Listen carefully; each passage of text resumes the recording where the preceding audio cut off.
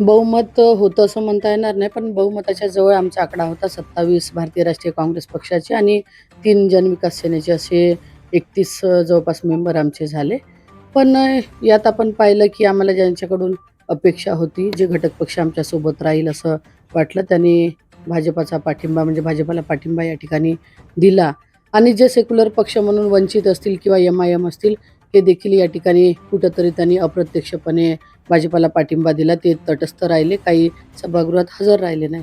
त्याच्यामुळे या ठिकाणी आम्हाला सत्ता ही गमवावी लागली. पण जो पक्षाचा आदेश होता, की कुठल्याही परिस्थितीत महापौर हा भारतीय राष्ट्रीय काँग्रेस पक्षाचा हा झाला पाहिजे आणि समजा असं करायची काम पडलं किंवा तडजोडीची वेळ आली, तर आपण तटस्थ राहण्याची भूमिका या ठिकाणी घ्यावी. त्या पद्धतीनं आम्ही केलो आणि आम्ही कुठेही मायनस झालो नाही. आज आमचे 30 होते, 1 परत वाढला आणि प्लस करून आम्ही 31 मेंबर आमचे या ठिकाणी झाले.